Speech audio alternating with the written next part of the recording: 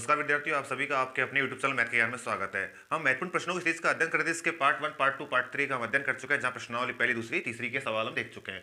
Most important सवालों की अगली सीरीज के अंदर सवाल प्रश्नावली 4 के देखेंगे। प्रश्नावली 4 के विद्यार्थी यहाँ पर 3 सवाल आएंगे हमारे पास एग्जाम में, और एग्जाम में 3 सवालों में एक सवाल 1 नंबर का रहेगा, फिर दूसरा भी 1 नंबर का रहेगा, तीसरा सवाल 2 नंबर का रहेगा। इस प्रकार हमारे पास 2 + 1 + 1 यानी 4 नंबर के सवाल हमारे पास कुल मिलाकर आएंगे। अब यहाँ पर जानते हैं हम कि किस प्रकार सवाल कौन कौन से हमारे आ सकते हैं। सबसे पहले जानेंगे यहाँ पर कि द्विघात समीकरण होता क्या है। तो यहाँ पर देखेंगे द्विघात समीकरण। तो द्विघात समीकरण वह समीकरण, या लिख देता हूं मैं कि चर x का वह समीकरण जिसमें अधिकतम घात 2 हो।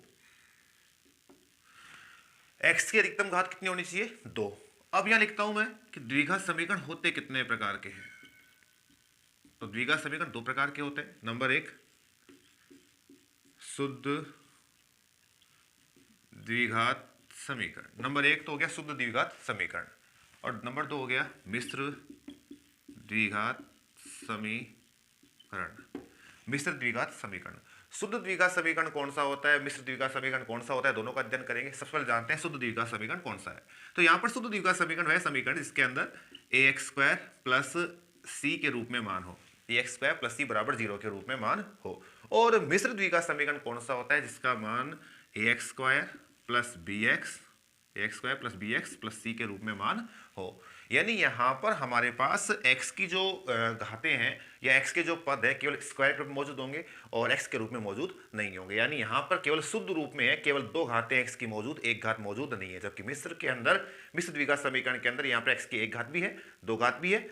यानी यहां पर ये मिश्र द्विघात समीकरण कहलाएगा। एक एक एग्जांपल डाल देता हूं विद्यार्थी यहां पर इनके, जैसे 5x² + 6 = 0। ऐसे डाल दिया x² + 7x + 12 = 0। तो 2 समीकरण लिख दिया, शुद्ध द्विघात समीकरण और मिश्र द्विघात समीकरण। अब यहां पर सवाल हमारे पास जो बन सकता है वो ये है इसमें कि द्विघात समीकरण का मानक रूप या व्यापक रूप। ध्यान रहे विद्यार्थियों, मानक रूप या व्यापक रूप क्या होगा।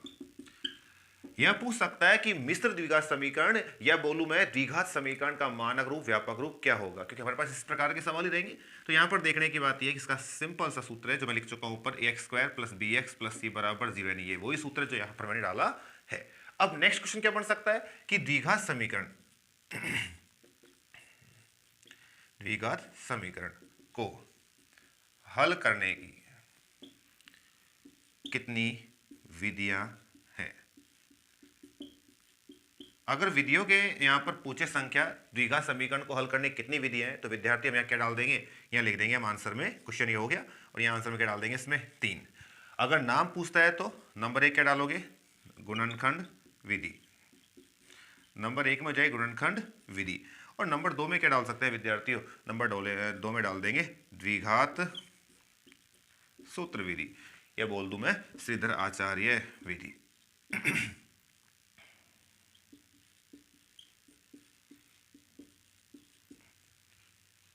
या सीधा आचार्य सूत्र विधि। नंबर 3 में क्या डाल देंगे, और नंबर 3 में डाल दूंगा मैं यहां पर पूर्ण वर्ग विधि। विद्यार्थियों उम्मीद यहां पर यह है कि एक सवाल यहां पर द्विघात समीकरण का मान रूप का पूछ सकता है, या फिर यहां पर जो 1 नंबर का सवाल है वो द्विघात सूत्र में से पूछ सकता है। द्विघात सूत्र में से 1 नंबर का सवाल पूछ सकता है, और 2 नंबर के सवाल गुणनखंड विधि में से आने के ज्यादा चांस हैं। देखते हैं किस प्रकार होंगे, लेकिन पूर्ण विधि के चांस कम बनते हैं थोड़े से। यहां पर ये थोड़ा सा कम इंपॉर्टेंट है। इंपॉर्टेंट जो है वो इस प्रकार से है, इसमें सवाल 1 नंबर का बनने के चांस ज्यादा है, इसमें सवाल 2 नंबर के चांस ज्यादा है। देखते हैं कि यहां पर किस प्रकार कैसे कैसे होंगे। चलिए आगे बढ़ते हैं।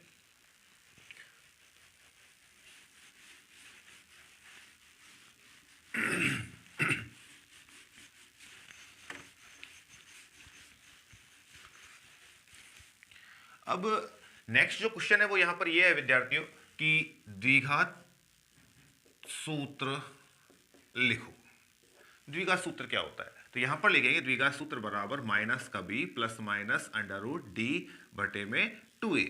माइनस का b plus minus under root D बटे में 2a। अब यहां पर d क्या है तो वो भी लिख देता हूं मैं यहां पर, जहां d बराबर B square minus 4ac। D का मान है बी स्क्वायर माइनस 4ac। अब d का मान मिल गया है हमको, तो यहां लिख देता हूं मैं अर्थात लिख देता हूं यहां पर मैं कि द्विघात सूत्र बराबर, नीचे डाल देता हूं यहां पर, अर्थात द्विघात सूत्र बराबर माइनस का b plus minus under root B square minus 4ac बटे में 2a। इसे विभक्तिकर बोला जाता है किसको, d को। अब यहां पर हमारे पास सूत्र जो है वो भी पूछा जा सकता है एक नंबर में कि द्विघात सूत्र को लिखिए। एक नंबर के सवाल, ये सवाल इंपॉर्टेंट ये भी कहलाता है। अब ध्यान देने की बात यह है कि एक नंबर के लिए अगले सवाल कौन से बन सकते हैं, वो यह है यहां पर d के मान के। तो यहां पर क्या लिखूंगा, जब d किसके बराबर हो, 0 के। अगर d का मान 0 के बराबर आ जाए तो लिखूंगा यहां पर मूल कैसे होंगे, वास्तविक। मूल वास्तविक होंगे, वह कैसे होंगे, समान। यहां पर ध्यान रहे विद्यार्थियों, d बराबर 0 लिखूं या फिर a की बात है बी स्क्वायर माइनस 4ac बराबर 0 लिखूं, दोनों की बात एक ही है। तो मैं लिखूं d बराबर 0 या बी स्क्वायर माइनस 4ac बराबर 0, तो मूल वास्तविक वे क्या होंगे, समान। डाल दी कंडीशन मैंने नंबर 1 के रूप में। अब डालूंगा नंबर 2।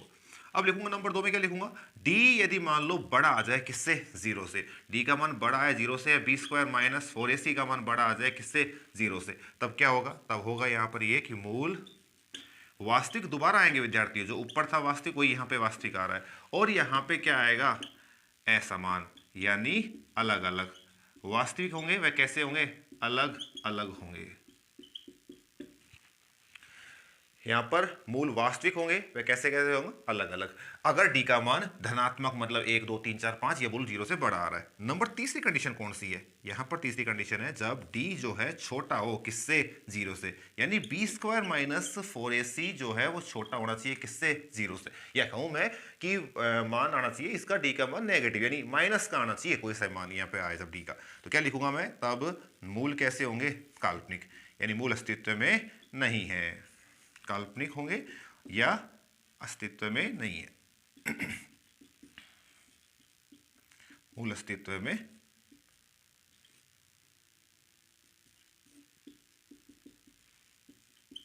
तो दोबारा जानो विद्यार्थियों, इंपॉर्टेंट सवाल है, एक नंबर के लिए अच्छा सवाल कहा जाएगा इसको। इस पर बेस्ड सवाल पूछ सकता है, डायरेक्ट कंडीशन देके सवाल पूछ सकता है, कंडीशन पूछ सकता है कि इस प्रकार d बराबर 0 तो क्या होगा, या फिर उल्टा पूछ सकता है यहाँ पर कि मूल वास्तविक समान होगा तो d बराबर किस प्रकार होगा। लेकिन देखने की बात यह सवाल इंपॉर्टेंट है, सवाल कैसे आएगा किस प्रकार आएगा बताया जा चुका है। या तो सूत्र पूछ सकता है या फिर डी के मान कंडीशन देकर यहाँ पर पूछ सकता है मूल कैसे होंगे, या फिर रिवर्स से पूछ सकता है, उल्टा पूछ सकता है कि मूल वास्तविक समान हो तो कैसा मान होगा। इन तीनों में से पूछा जा सकता है। यदि इस प्रकार यहां से सवाल नहीं पूछ सकता तो इन पर बेस्ड सवाल पूछेगा, किस प्रकार पूछेगा उसका भी अध्ययन कर लेते हैं। यदि सवाल आता है तो कितने नंबर का आएगा विद्यार्थियों, 1 नंबर का। छोटा सवाल है, अच्छा सवाल है और इंपॉर्टेंट है, नोट कर लीजिए। चलिए अगला सवाल करते हैं इस पर बेस्ड।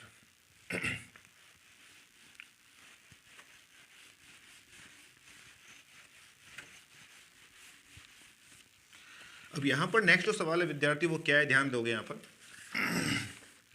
मैं सवाल ही देता हूं यहां पर। पहले तो सवाल है एक तो यहां पर 3x square minus 5x plus 2 बराबर 0। एक सवाल मैंने ये लिख दिया है यहां पर, एक सवाल और लिख देता हूं मैं यहां पर, और नंबर 2 लिख दिया है मैंने यहां पर x square plus 4x plus 5 बराबर 0, और नंबर 3 भी लिख दिया है मैंने यहां पर, और ये डाल दिया 2x square minus 2 root 2x, और इसके बाद मैंने यहाँ पर थोड़ा सा लिख देता हूँ प्लस का 1 इक्वल टू 0।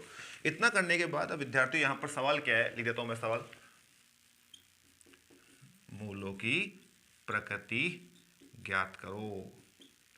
ये हमारे पास सवाल आ गया, हमको ज्ञात क्या करना है, मूलों की प्रकृति। सबसे पहले तो यहाँ पर लिखूँ मैं ax square plus bx plus c बराबर 0 से क्या करने पर तुलना। विद्यार्थियों ध्यान रहे एक बात छोटी सी, कि जो एक्स स्क्वायर है, बी एक्स प्लस सी है, यानी द्विघात सूत्र जो है उससे तुलना करनी है, ताकि आराम से हमारे पास ए का मान मिल सके, बी का मिल सके, और यहाँ पर किसका मिल सके, सी का। ए का मान क्या होगा, एक्स स्क्वायर का गुणांक, बी का मान क्या होगा, एक्स का गुणांक, सी का मान क्या होगा, अचर पद। ध्यान रहे कि एक्स स्क्वायर का जो गुणांक है, एक्स का जो गुणांक है, अचर पद जो है वो चिन्ह सहित आएंगे, अगर प्लस का है तो प्लस का, माइनस का है तो माइनस का। इसके बाद डी के मान का हमारे पास सूत्र आराम से हमें ज्ञात है, B square minus 4ac। D का मान में अब बी स्क्वायर माइनस 4ac में बी का, ए का, सी का मान जमाता हूं। ध्यान देता हूं कि यदि मान प्लस के हैं तो मूल वास्तविक व समान, डी का मान 0 के बराबर आए तो मूल वास्तविक और समान, और अगर मान लो 0 से छोटा यानी माइनस के मान आते हैं तो काल्पनिक मान होंगे। चेक करता हूं, बी का मान कितना है, माइनस के 5, वर्क कर दिया, माइनस 4ac। ए का मान कितना है, 3, और सी का मान कितना है विद्यार्थियों, 2। तो डी बराबर आ जाएगा 5 का वर्ग 25, 4 तिये 12, और 12 दूनी 24, और यहाँ पर 25 में से गए 24 कितने आगे, 1। नोट कर सकते हैं विद्यार्थी, यहाँ पर डी का मान क्या आ रहा है, 1, यानी धनात्मक मान है। तो यहाँ लिख देता हूँ मैं इस प्रकार से, इसमें जाकर मान, चूंकि डी जो है बड़ा है 0 से, अतः मूल वास्तविक होंगे वह असमान होंगे। मूल वास्तविक होंगे वह कैसे होंगे, असमान। तो ध्यान देने की बात यह विद्यार्थियों, सबको डी के मान डिपेंड करेगा, और डी का मान का जो आंसर है वो किस प्रकार आएगा, कैसे आएगा, वो मैं बता चुका हूं यहाँ पर। और 1 नंबर के लिए सवाल ये बन सकता है, या तो सूत्र पूछ सकता है, कंडीशन पूछ सकता है सूत्र में, और या फिर यहाँ पर हमसे डी के मान या मूलों की प्रकृति पूछ सकता है। अब देखने की बात यहाँ पर ये अगले सवाल में किस प्रकार करेंगे, ऊपर देख चुके हैं तो सेम टू सेम होगा। कैसे, x square plus b x plus c बराबर 0। इससे क्या करनी है, हमें तुलना करनी है, कंपेरिजन कर लेंगे, और तुलना करने पर क्या आएगा वो देख लेते हैं। यहाँ पर ए का मान मिल चुका है, कितना है ए का मान, 1, बी का मान मिल चुका है कितना है, 4, और यहाँ पर सी का मान कितना है, 5। तुलना करने के बाद में ए का मान 1, बी का मान 4 और सी का मान 5। इस प्रकार अब यहाँ पर जमाते हैं डी के मान में। डी का मान है B square minus 4ac, D बराबर बी स्क्वायर कितना है, 4 का स्क्वायर माइनस 4ac। ए का मान कितना है, 1, सी का मान कितना है, 5। तो डी बराबर आ गया 4 का वर्ग 16 माइनस 4 एकम 4, 4 पंजो 20, और 16 में से गया 20 तो कितने आ रहे हैं, माइनस के 4। ध्यान रहे विद्यार्थियों, यहाँ पर डी का मान माइनस का मान आ चुका है, और माइनस का मान आने का मतलब हमने पढ़ा है कि मूल कैसे होंगे, काल्पनिक। तो लिखेंगे किस प्रकार यहाँ पर, चूंकि डी, ये लिख देता हूँ मैं, थोड़ा जगह का भाव है, चूंकि डी जो है छोटा है, किससे छोटा है, 0 से। 0 से छोटा क्या लिख दूंगा, अतः मूल काल्पनिक होंगे, यानी मूल अस्तित्व में नहीं है। तो यहां पर ध्यान देने की सिर्फ इतनी सी बात है कि मूलों की प्रकृति पूछ रहा है तो आगे सवाल हल नहीं करना है, और यदि सवाल आगे हल भी करवाता है तो यहां पर मूल काल्पनिक होने पर सवाल रुक जाएगा, और मूल वास्तविक होंगे तो निकाल सकते हैं हम आराम से। अब देखते हैं नंबर तीसरा सवाल का, यहाँ पर क्या है। सबसे पहले दोबारा वही लिखूंगा, a x square plus b x plus c बराबर 0 से क्या करनी है, तुलना करनी है। यहाँ पर तुलना कर देते हैं, तुलना करने के बाद हमें आराम से मान मिल जाएंगे ए के, बी के और सी के। चलिए स्टार्ट करते हैं। अब ए से, ए के, बी के, सी के जो मान मिल रहे हैं वो किस प्रकार मिल रहे हैं उन्हें देख लेते हैं। सबसे पहले ए का मान कितना है, 2। इसके बाद बी का मान कितना है, बी का मान है माइनस का 2 अंडर रूट 2। इसके बाद सी का मान कितना है, प्लस का 1। अब आराम से हमारे पास डी का सूत्र पता ही है हमको, B square minus 4ac। D जो है यहां पर बी स्क्वायर माइनस 4 इस जमाने पर क्या आता है, चेक करते हैं। बी का मान जमा दिया माइनस 4ac, ए का मान ये लिख दिया, और सी का मान ये लिख दिया आराम से। ए का मान 2 था और सी का मान कितना था, 1। वर्ग कर लेता हूं, चलो। 2 का वर्ग होता है 4, और रूट 2 का वर्ग कितना होता है, 2, और वर्ग करने पर माइनस 3 कैसा हो जाएगा, प्लस का। 4 दूनी 8, 8 एकम 8, और यहाँ पर कमाल की बात क्या है विद्यार्थियों कि 8 में से 8 घटाएं कितना आ जाएगा, 0। यानी तीनों कंडीशन ही आ गई है। यानी एक कंडीशन में कैसे था, धनात्मक मान, पॉजिटिव वैल्यू आने पर क्या लिखा मैंने, काल्पनिक नहीं होंगे, वास्तविक और असमान होंगे। छोटा आया यानी माइनस का मान मिला डी का, तो क्या लिख दिया, मूल काल्पनिक होंगे। और यहां पर बराबर आ रहा है तो क्या लिखूंगा, चूंकि डी बराबर है 0 के, अतः मूल वास्तविक तो होंगे ही होंगे, लेकिन क्या होंगे, समान होंगे। वास्तविक के साथ में एक नई कंडीशन जुड़ेगी, बस समान होंगे। और यदि यही मान डी का मान 0 से बड़ा आता तो वास्तविक होते और क्या होते, अलग अलग होते, असमान होते। तो विद्यार्थी ये थे तुम्हारे सवाल। यहाँ पर छोटी सी बात यहाँ पर यह नोट करने की कि 1 नंबर का सवाल जो आएगा तो मूलक की प्रकृति पूछ सकता है, या डी की कंडीशन देकर सवाल पूछ सकता है कि डी का मान अगर 0 के बराबर है तो क्या होगा, डी का मान छोटा है 0 से तो क्या होगा, या फिर द्विघात सूत्र पूछ सकता है। ये सवाल थे 1 नंबर के। अब हम अध्ययन करेंगे नेक्स्ट सवालों का जो 2 नंबर के सवाल आ सकते हैं। नोट कर लीजिए। चलिए अगला सवाल करते हैं।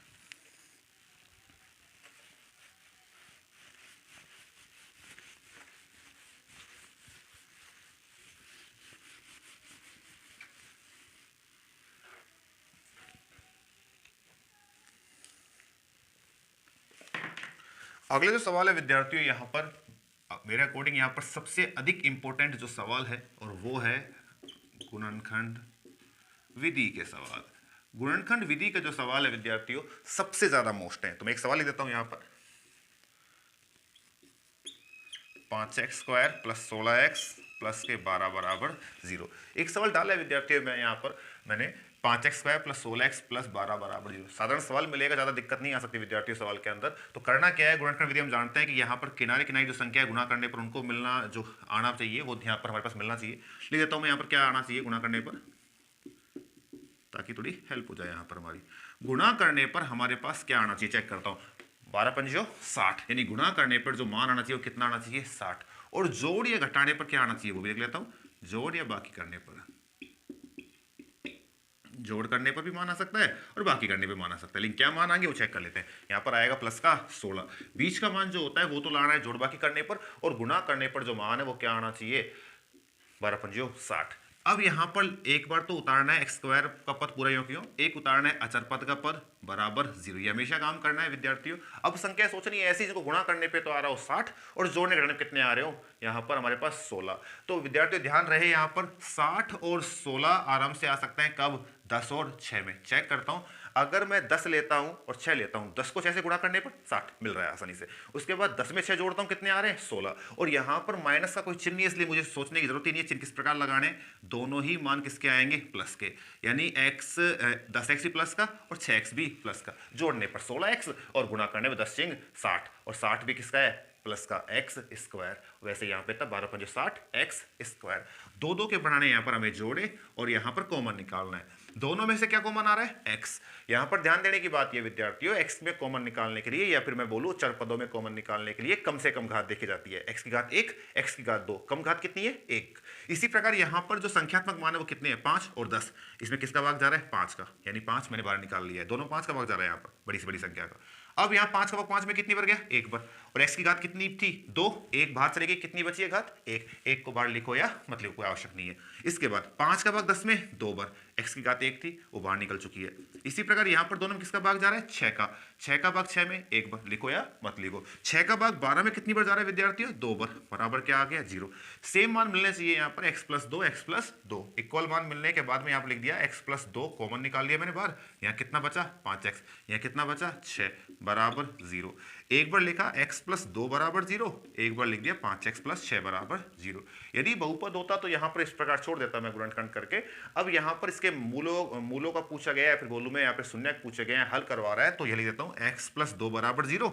लिखने के बाद में प्लस का मान यहाँ बेशक किसका हो जाएगा माइनस, x का मान मिल चुका है। इसी प्रकार यहाँ पर लिख दिया 5x बराबर -6, तो x का मान कितना आ गया -6/5। अब ये लिख देता हूँ लास्ट में आता है x बराबर 1 तो मिला है -2 और 1 मिला है -6/5। इस प्रकार हमें 2 मान मिल चुके हैं। ये थी गुणनखंड विधि। और नोट कर लीजिए विद्यार्थियों, सबसे ज्यादा इंपॉर्टेंट जो है वो गुणनखंड विधि है। यदि गुणनखंड विधि के सवाल नहीं आ पाते हैं तब आएगा श्रीधर आचार्य विधि या द्विघात सूत्र विधि, इसको हम करेंगे अभी, नोट कर लीजिए। चलिए अगला सवाल करते हैं।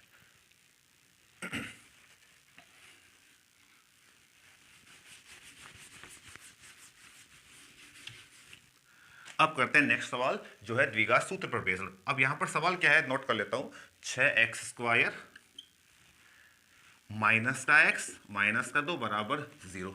इतना सवाल लिखने के बाद में सबसे पहले तो यहां पर नोट कर लिया है मैंने द्विघात सूत्र विधि बोला इसने। और यदि विधि नहीं बोलता है तो हमें जो विधि आसान लगती हो, चाहे द्विघात सूत्र हो, चाहे पूर्णवर्ग विधि हो, चाहे गुणनखंड विधि, उसी से हम कर सकते हैं। सबसे पहले तो मैं यहां पर द्विघात सूत्र विधि में यह लिख देता हूं ax² + bx + c बराबर 0 से क्या करवा देता हूं यहां पर मैं एक बार तो तुलना करवा देता हूं। तुलना करने के बाद में मुझे a का मान मिल जाएगा, b का मान मिल जाएगा और किसका मान मिल जाएगा c का। a b c के मान मिलने के बाद में अब d का मान आसानी से निकाल सकता हूं मैं। d बराबर क्या होता है b² - 4ac। b का मान कितना है माइनस का 1, a का मान कितना है माइनस का ये प्लस का 6 और c का मान तो कितना है माइनस का 2। अब चेक कर लेता हूं, माइनस का 1 का वर्ग 1 होता है और 4 × 24 और 24 दूना 48। ध्यान रहे 24 दूना 48 तो हो गए हैं यहाँ पर, लेकिन क्या होगा चिन्ह माइनस प्लस माइनस और माइनस माइनस प्लस, यानी दोनों ही मान प्लस के हैं तो जोड़ दूंगा और 48 और 1 कितने आ जाएंगे 49। केवल और केवल यहाँ पर d का मान निकला है विद्यार्थियों। और d का मान निकलने के बाद में लिख देता हूँ यहाँ पर एक की मूलों की प्रकृति किस प्रकार है। अतः मूल जो होंगे यहां पर कैसे होंगे विद्यार्थियों, वास्तविक व अलग अलग, या भिन्न भिन्न बोल देता हूं मैं यहां पर, वास्तविक व अलग अलग होंगे। अब मूल निकालना स्टार्ट करता हूं। सबसे पहले x बराबर सूत्र यहां पर क्या है, माइनस का b plus minus under root D बटे में 2a। अब x बराबर माइनस का b, और b का मान कितना था यहां चेक कर लो, b का मान कितना है plus minus under root D, और d का मान कितना है, d का मान सिंपल सा हमने निकाला है अभी यहां पर 49 बटे में 2a, और a का मान कितना है 6, यानी हमने सबके मान यहां पहले ही निकाल के मौजूद कर रखे हैं यहां पर। अब लिखता हूं x बराबर माइनस का और माइनस का, यानी क्या हो जाएंगे minus minus plus, plus minus यहाँ पे कितने हैं 49 का वर्गमूल जो कितना होता है 7। इसी प्रकार दूसरे कितने हो गए नीचे 12। अब क्या करना है, एक बार लिखना है 1 प्लस 7 बटे में 12, एक बार लिखना है x बराबर 1 माइनस 7 बटे में 12। चूंकि दो चिन्ह है, एक प्लस का एक माइनस का, एक बार प्लस का चिन्ह ले लिया एक बार माइनस का चिन्ह ले लिया, दोनों चिन्हों को अलग लिखने के बाद में यहां पर 7 और 1 कितने हो गए 8 बटे में 12। इसी प्रकार यहां पे 7 में से 1 कितने आ गए 6। संख्या बड़ी किसकी है, माइनस की है। उल्टे चिन्ह का मतलब, विरोधाभास चिन्ह का मतलब हमेशा बाकी होगी, बड़ी संख्या वाला चिन्ह लगाना है, ध्यान रहे। अब यहां पर काट लेता हूं मैं, 4 एकम 4, 4 दूनी 8, 4 तीय 12। इसी प्रकार 6 एकम 6, 6 दूनी 12। लेकिन यहां पर काटने के बाद जो चिन्ह आ रहे हैं वो किस प्रकार आ रहे हैं, इसके तो यहां पर लिख दिया 2/3 धनात्मक मान है, और यहाँ किसके मान आ रहे हैं ऋणात्मक यानी माइनस के मान आ गए हैं। यानी यहां पर x बराबर आ गया 2/3 या फिर माइनस का 1/2। तो ये दो मान हमें प्राप्त हुए हैं।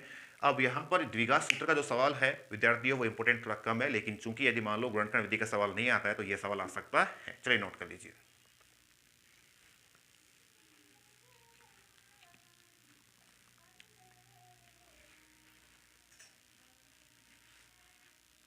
चलिए अगला सवाल करते हैं।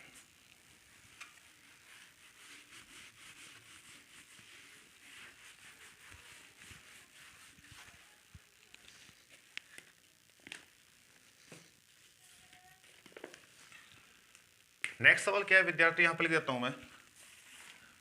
यदि मान लो सवाल द्विघात सूत्र से और गुणनखंड विधि से नहीं करवा के यहाँ पर हमसे एक सिंपल सवाल दे सकता है, और सवाल किस प्रकार देगा यहाँ पर हमको हल करना है हमें, और साथ में सूत्र हमको समीकरण हमको बनाना है। तो यहाँ पर है दो ऐसे क्रमागत विषम धनात्मक पूर्णांक ज्ञात करो जिनके वर्गों का योग 290 हो। यहां पर वर्गों का योग 290 आना चाहिए विद्यार्थियों, और दो क्रमागत विषम धनात्मक पूर्णांक ज्ञात करने। सबसे पहले तो यहां पर विद्यार्थी एक बात मैं बता देता हूं, मैं यहां पर ये मैंने संख्या लिख दी यहां पर, और धनात्मक मान की लिखी है। सबसे बड़ी बात तो यहां पर ये है, अच्छी बात ये है कि धनात्मक लिख दिया मैंने यहां पर, और विषम पूछ रहा है तो मैं तो विषम छोड़ के सम भी देखूंगा और विषम भी देख लूंगा, दोनों चीज देख लूंगा ताकि दिक्कत नहीं है। ध्यान रहे विषम विषम जो संख्या उनमें अंतर कितने कितने का है, 2 का, 2 का अंतर आ रहा है, 2 का अंतर आ रहा है। और सम में भी कितना अंतर आ रहा है, 2 का। यदि यहां पर मेरे पास ये सवाल सम का होता, जब भी अंतर कितने का होता, 2 का। और यदि मान लो केवल विषम धनात्मक पूर्णांक की जगह धनात्मक पूर्णांक बोलता तो अंतर कितने कितने का आता, 1 का। कितने कितने का अंतर आता, 1 का। तो इन चीजों के माध्यम से मैं यहां पर जो मानने वाला काम है वो जान चुका हूं कैसे होगा। यानी हल किस प्रकार होगा, माना दो क्रमागत धनात्मक पूर्णांक, एक तो मैंने कितना मान लिया x, कोई वैल्यू x मान ली है, उसके बाद में दूसरा कितना आएगा x प्लस 2। नेक्स्ट जो पद है क्रमागत के रूप में वो कितना आएगा, प्लस 2 जोड़ का, मतलब 2 जोड़ दो बस आंसर आ जाएगा अपने पास उस नेक्स्ट संख्या का। तो ये क्या होंगे, माना दो धनात्मक पूर्णांक संख्या कितनी होंगी, एक x और दूसरी x प्लस 2 होगी। या मैं लिख देता हूं यहां पर एक बार। अब प्रश्न के अनुसार करते हैं जो भी काम करेंगे। और प्रश्न क्या बोलता है, पढ़ता हूं दोबारा। प्रश्न बोल रहा है कि यहां पर धनात्मक पूर्णांक ज्ञात करो विषम, लेकिन उनके वर्गों का योग कितना होना चाहिए, 290। तो मैंने संख्या लिख दी पहली विषम धनात्मक पूर्णांक, दूसरी लिख दी, दोनों का क्या कर दिया वर्ग, ये लो वर्ग कर दिया, वर्ग करने के बाद क्या कर दिया योग, और योग कर दे कितना आ जाएगा 290। चेक करता हूं, x square a plus b whole square क्या होता है, a square plus b square plus 2ab बराबर कितना है 290। भैया मैं सूत्र डाल देता हूं मैं यहां पर, ए प्लस बी का होल स्क्वायर का, ए प्लस बी का होल स्क्वायर बराबर a square plus b square plus 2ab। आगे देखते हैं यहाँ पर एक्स स्क्वायर कितने एक्स स्क्वायर हो गए 2x², 2 का वर्ग कितने हो गया 4, 2 दूनी 4x और प्लस का 290 यहाँ पर आएगा माइनस का 290। इसके बाद लिख दिया 2x² और 290 में से घटाया 4 तो कितने आ जाएंगे 286। लेकिन बीच में क्या बचा प्लस का 4x, प्लस के 4x और 290 में से गए 4 तो 286 बराबर 0। अब सब में से 2 कॉमन आ रहा है तो मैंने 2 बाहर निकाल लिए, यहाँ बचे x², यहाँ बचे 2x और यहाँ बचे 143। अब इतना लिखने के बाद में मैंने यहाँ पर लिख दिया बराबर 0। x² प्लस के 2x माइनस के 143 बराबर 0 बटे में 2, 2 0 बटे में आ गया और 0 में नीचे लिखूँ या नहीं लिखूँ कोई मतलब ही नहीं, क्या आने वाला है हमेशा 0। 0 में किसी का भाग तो क्या मिलेगा हमेशा 0। अब यहाँ पर करना क्या है, संख्या सोचनी है ऐसी, क्योंकि विधि में कौन सी काम ले रहा हूँ यहाँ पर मैं, गुणनखंड विधि। यहाँ पर कोई सी विधि से हल किया जा सकता है, कोई दिक्कत नहीं है, कोई सी विधि से हल करो अगर नाम नहीं बोलता है तो मैंने संख्या सोची गुणा करने पे ऐसी आनी चाहिए 143 एकम 143 और जोड़ने घटाने कितनी आनी चाहिए 2x। तो मैंने क्या सोची यहाँ पर, एक तो मैंने पहला पद लिख दिया, एक लिख दिया लास्ट का पद। अब यहाँ पर लिखा संख्या एक तो आ गई 13x, एक कितनी आ गई 11x। ऐसी संख्या सोचने से फायदा क्या मिलेगा विद्यार्थियों, चेक करता हूँ। 11 इंटू 13 कितने होते हैं 143 होते हैं और 13 में से घटाए 11 कितने आते हैं 2। संख्या बड़ी प्लस की, मान किसका मिलेगा प्लस का, इन सबको सही जा रहा है। दोनों में से क्या बाहर निकाल लिया, जोड़े बना बना के x, 2 घात है यहाँ पर, 1 घात है, कम घात बाहर निकालनी है और कुछ कॉमन आ नहीं रहा है। 2 घात में से 1 घात गई तो 1 घात और प्लस के कितने आ गए 13। इसी प्रकार यहाँ पे से माइनस का चिन्ह निकाला ताकि यहाँ पर दोनों मान प्लस के तो यहाँ भी किसके रह सके प्लस के, और 11 कॉमन निकालने का मतलब यहाँ क्या बचेगा x और यहाँ पर क्या बचेगा प्लस के 13 बराबर 0। x प्लस 13 कॉमन आ रहा है, बाहर फेंक दिया मैंने इनको निकाल कर। और आगे स्टार्ट करते हैं इसको, मैंने कॉमन निकाल के बाहर रख दिया इसको, ये लिख दिया x प्लस 13 और यहाँ जो है क्या बचा x, बाहर यहाँ पे x बचा था और यहाँ पे कितना बचा था माइनस के 11 बचा था, बराबर कितना लिख दिया 0। तो एक बार तो x प्लस 13 बराबर 0 करना है अपन को और एक बार x माइनस 11 बराबर 0 करना है। प्लस का 13 यहाँ पे है तो माइनस के 13 और यहाँ पर माइनस 11 कॉमन उधर गए दूसरी ओर तो प्लस के 11, दूसरी ओर जाके माइनस 11 प्लस का 11 हो गया, प्लस का 13 माइनस का 13 हो गया। और यहाँ पर ऊपर कंडीशन क्या थी, विषम धनात्मक पूर्णांक, और धनात्मक पूर्णांक के लिए ये मान परफेक्ट नहीं है क्योंकि ये तो माइनस का है, ऋणात्मक हो गया। तो क्या लिखूंगा, जो कि संभव नहीं है, ये संभव नहीं है मान हमारे पास, अतः वे क्रमागत विषम धनात्मक पूर्णांक, विषम धनात्मक पूर्णांक, लेकिन कौन से क्रमागत। तो पहले तो क्या मानी थी मैंने x का मान तो कितना आ गया 11 और दूसरा कितना था x प्लस 2, यानी 11 प्लस 2 कितने हो जाएंगे 13। यानी वे धनात्मक पूर्णांक जो हैं, एक तो आ गया x बराबर 11 और एक आ गया x बराबर 11 प्लस 2 बराबर 13। तो दो मान मिल गए लगातार 11 और 13। तो ये थे हमारे पास सवाल। विद्यार्थी यहाँ पर ध्यान रहे कि प्रश्नावली 4 के हम 1 नंबर सवाल देख चुके हैं, 2 नंबर सवाल देख चुके हैं और देखने के बाद में नोट करने का पॉइंट है इस प्रकार आप अध्ययन करते हो सवाल पूरे में पूरे सही जाएंगे, 4 नंबर आराम से हमारे आ सकते हैं। धन्यवाद।